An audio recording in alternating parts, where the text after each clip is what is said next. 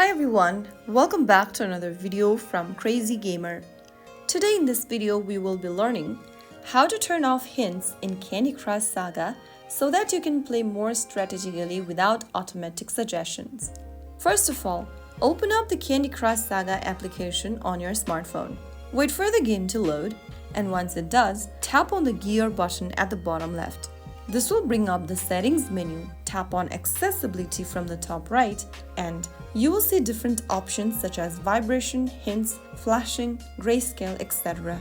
To turn off hints, tap on the toggle button right next to hints and make sure that it turns gray. Once you do that, this will disable automatic suggestions for moves during gameplay.